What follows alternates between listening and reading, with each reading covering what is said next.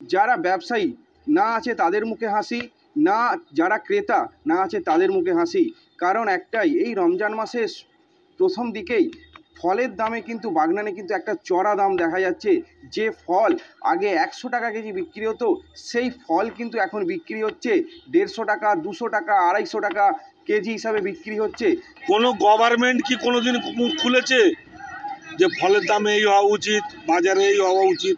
যা কিনছি মোটামুটি 30% দাম বেশি এমনি নর্মাল তুলনায়। মানে যেটা 100 টাকা হওয়া উচিত ছিল সেটা এখন 130 টাকা কিনছে, কিন্তু দোকানদারদের খুবই অবস্থা খারাপ। মানে একটা লাভ হচ্ছে না, দাম প্রচুর বেড়ে গেছে এবারে। মানে এত কালকে তরমুজ নিয়ে গেছি 60 টাকা কিলো, হলুদ তরমুজ, কি বলছো? এত হাই এবারে রমজান মাসে, এত হাই, অনেকটাই অনেকটাই অনেকটাই অনেকটাই হাই। আগের চেয়ে মোটামুটি একটু দাম বেশি আছে, কেজিতে 10-20 টাকা 20 টাকা বেশি যাবেই, ঠিক আছে। এখন সব জিনিসেরই দাম বেশি, এবং সবজির যা দাম তার চাইতে ফলের তো 10-20 টাকা বেশি হবেই। এমনি টাইমের চাইতে রমজান মাসে 20-30-40 টাকা কেজিতে বাড়া আছে, সব জিনিসেরই দাম বাড়া আছে।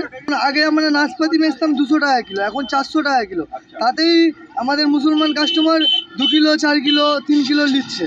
খেতে হবে, রমজান মাসে আমাদের খেতে হবে, দাম যত হোক দেখার দরকার না, আমাদের মুসলমানরা খাওয়াতেই ফিকারি। আপেল 250 টাকা, আঙ্গুর 150 টাকা, বেদানা 200-250 টাকা। ফলের দাম প্রচণ্ড চড়া। সাধারণ নাগরিকের খুবই অসুবিধা যারা রোজা রাখছে রমজান মাসে। সারা বছর তো আর ফল খেতে পারে না, এই সময় একটু খাবারে কিন্তু দাম অত্যাধিক বাড়া। খেটে খাওয়া মানুষ এই দামে কি করে খাবে? ফল মোটামুটি ভালোই দাম আছে। আপেল 200 টাকা কিলো, বেদানা 200 টাকা কিলো। এটাই আমরা সরকারের কাছে আবেদন করবো যেন আপেল রমজান মাসের জন্য ফল টল সব সমস্ত জিনিস দাম কম দামে আমরা পাই। আমার শহর বাগনান থেকে রূপম দাস, কলকাতা টিভি।